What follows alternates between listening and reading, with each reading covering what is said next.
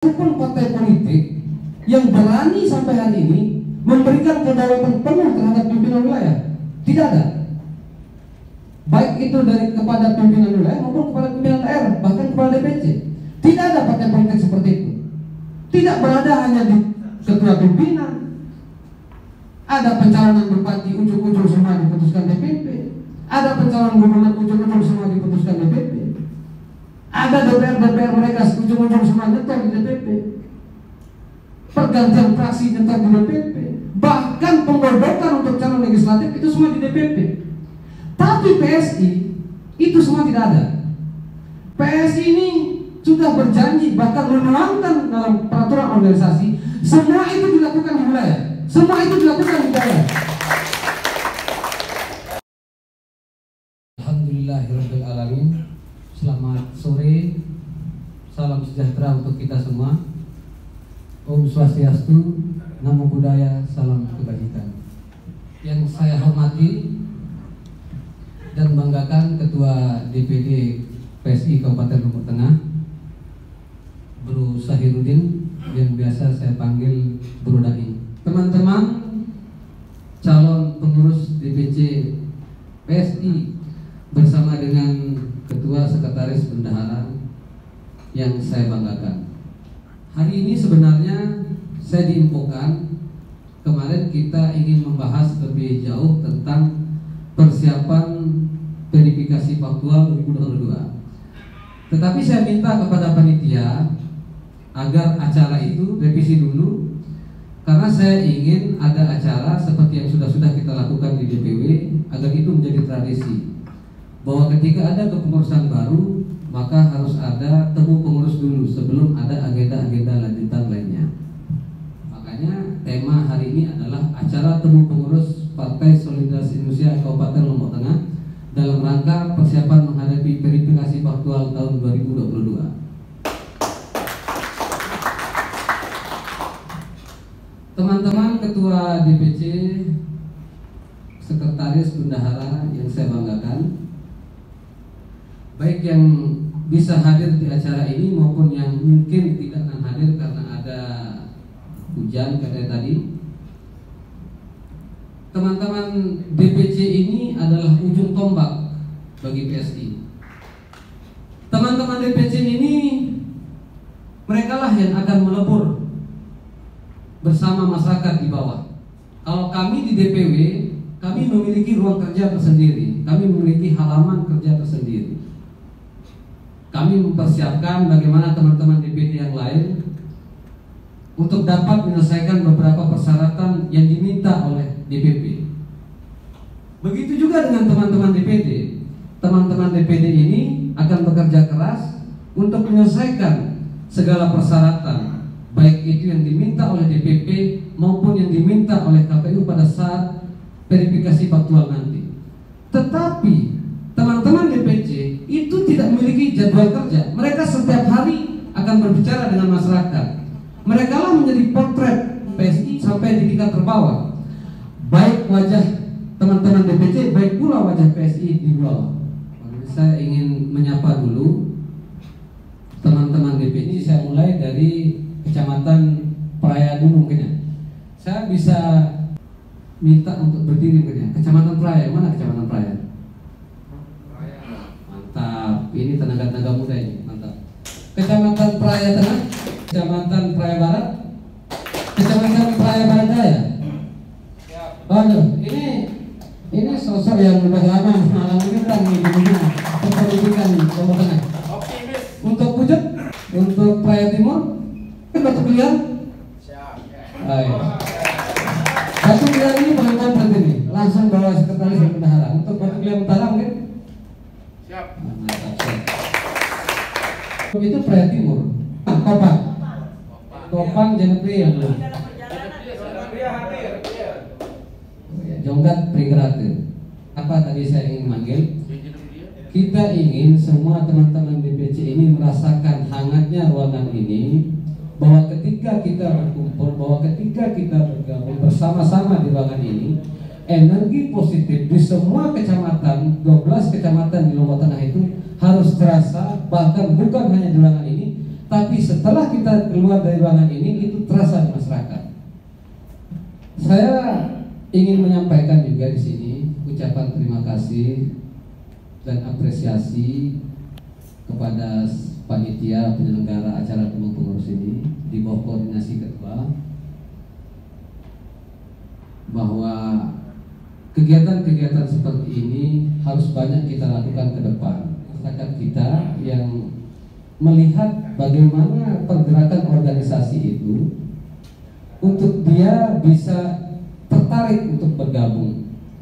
Kalau misalkan ada partai yang adem ayem, tidak ada kegiatan, mereka mengatakan paling-paling ini ujung-ujungnya besok hanya ada ketika pemilu.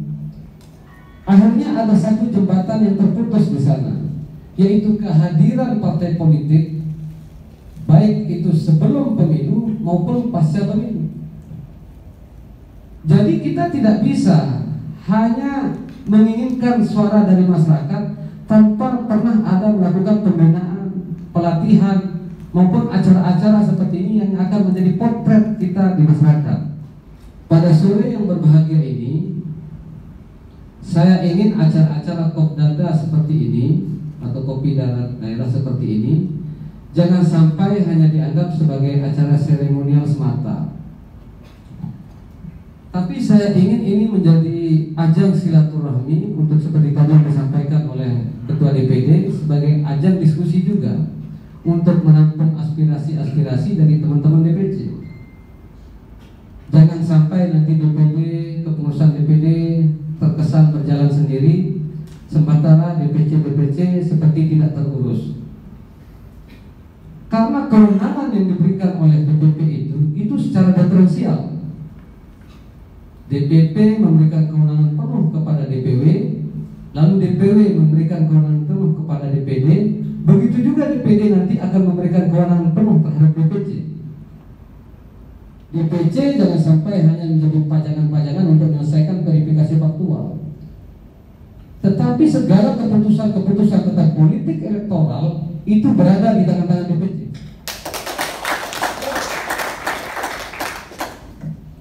Partai PSI harus segera menyiapkan diri menyusul berbagai peristiwa politik ke depan. Sebentar lagi kita akan ada verifikasi faktual. Itu Lombok Tengah itu sudah cukup lumayan bagus ya datanya. Itu ada di capaian dokumentasi yang dicatat, yang kemudian dilaporkan itu setiap bulan pada hari Jumat. Itu capaian cukup bagus karena ketua baru ini, Brodading ini, itu saya minta pada saat itu untuk menyelesaikan segala tugasnya sebelum dia mendapatkan tanda tangan MOU. Itulah kenapa teman-teman DPC bisa bergabung di sini walaupun dia belum mendapatkan SK. Itu karena pola kerjanya adalah mereka menyelesaikan dulu segala tugas, baru mereka boleh mendapatkan SK.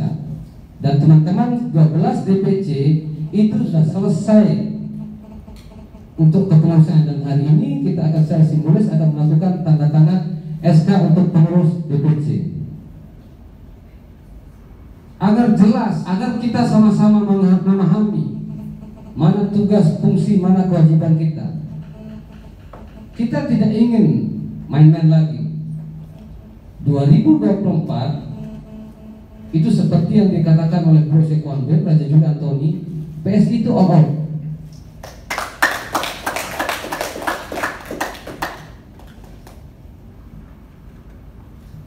Dari semua agenda-agenda politik ke depan itu, kader-kader PSI itu harus memiliki satu daya tahan tubuh yang kuat, satu endurance. Karena kita tidak berbicara tentang satu momentum politik, semua kita laksanakan pada tahun 2024. Ada pilpres, ada pilkada provinsi, ada pilkada kabupaten kota, ada pileg RI, ada pileg DPD provinsi, ada pileg kabupaten kota. Itu semua kita akan lakukan, kita akan laksanakan. Mau tidak mau kita harus memiliki satu endurance, satu daya tahan yang kuat. Tidak mudah bagi kita, generasi-generasi muda ini, untuk bertarung di hutan belantara politik. Lawan-lawan kita ini petarung-petarung handal. Mereka sudah piawai memainkan pedang demokrasi. Mereka bisa melakukan segala macam cara untuk mendapatkan suatu kekuasaan. Kita tidak mungkin hanya semangat-semangat saja tanpa kita mengetahui siapa lawan kita nanti ke depan. Oleh karena itu, saya janjikan di hadapan teman-teman DPC ini, siapapun yang akan bertarung 2024, kita akan support. Ini Jawa Tengah, 6 dapil itu kita harus berisi semua. Bagaimanapun caranya, mereka bisa memainkan instrumen dalam penyelenggara, kita juga bisa lakukan. Saya tidak mengajak teman-teman untuk berbuat curang, tetapi minimal mempertahankan suara kita, kita harus memiliki instrumen itu. Kita tidak mau suara-suara kita, bagaimana DPC-DPC ini bergerak, bagaimana DPC-DPC ini mengumpulkan suara satu demi satu. Tapi ketika nanti agenda momentum pemilu, suara kita akan dicucuri. Maka satu-satunya cara, sistem pada saat nanti pemilu 2024, kita harus penuhi semua TPS itu dengan saksi-saksi yang kita persiapkan. Kita harus melakukan konsolidasi secara terus-menerus. Konsolidasi internal itu mutlak dilaksanakan, baik itu vertikal, horizontal, ke atas, ke bawah. Kita harus melakukan itu. Ketua DPD saya minta untuk terus berkeliling ke teman-teman DPC. Tanyakan apa kendala mereka, apa halangan mereka. Selama kita bisa membantu, kita bantu. Tetapi ketika mereka menerima permintaan-permintaan dari masyarakat yang mungkin dirasa cukup berat bagi teman-teman DPD untuk menyelesaikannya, tenang. Kita memiliki hubungan yang baik dengan pemerintah daerah kabupaten Banyuwangi. Sehingga kedekatan-kedekatan seperti itu memudahkan teman-teman untuk menjembatani kepentingan masyarakat ketika ada permintaan terhadap teman-teman DPC di bawah. Kalau kita tidak urus masyarakat, kalau kita cuek-cuek terhadap masyarakat, hanya mengandalkan nanti ketika momentum pemilu kita tinggal bayar-bayar, waduh, kita masih sama dengan partai politik yang lain. Maka dengan tegas dari awal ketika saya memegang PSI sampai hari ini saya mengatakan bahwa hanya PSI sebagai mimpi dari sebuah wujud reformasi. Itu hanya PSI menurut saya. Tidak ada satupun partai politik yang berani sampai hari ini memberikan kedaulatan penuh terhadap pimpinan wilayah. Tidak ada.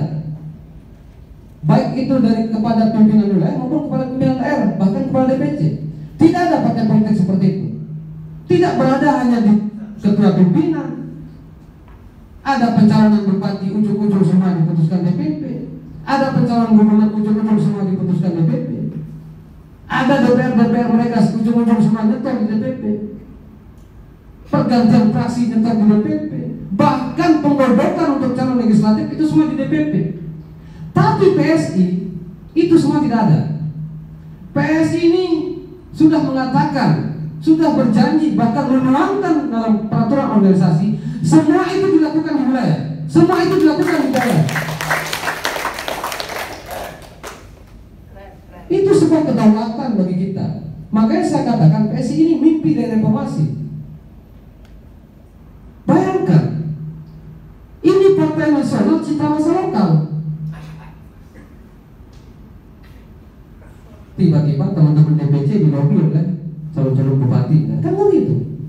Kenapa? Karena keputusan ada di mereka.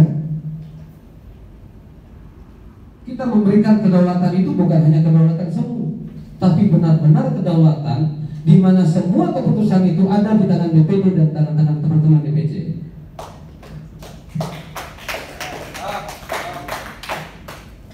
Selain itu, saya ingin menggunakan forum ini untuk menyampaikan ada beberapa kabar bahagia dari DPP sebenarnya, yang mungkin kita bisa saksikan di media-media online, di artikel, di TV.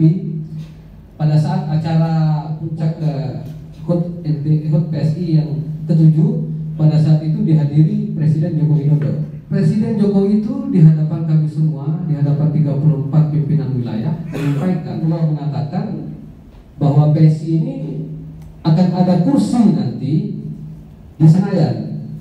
Artinya tahun 2024 itu kita lolos parliamentary threshold yang 4%, kita duduk di Senayan, kita ikut serta menentukan kebijakan-kebijakan anak bangsa. Kita tidak ingin lagi seperti hari ini. Pengalaman kita tahun 2019 itu rasa sudah cukup. Teman-teman tahu apa kekurangan pada saat itu. Di sini ada sekretaris wilayah, nanti mungkin bisa menyampaikan bagaimana pada saat itu kita saling kejar-kejaran oleh waktu sehingga menyebabkan kita tidak maksimal. Tetapi nanti pada tahun 2024 saya ingin menyatakan di sini bahwa PSI sudah siap mengikuti pemilu bahkan jauh-jauh hari dari yang ditetapkan oleh KPU.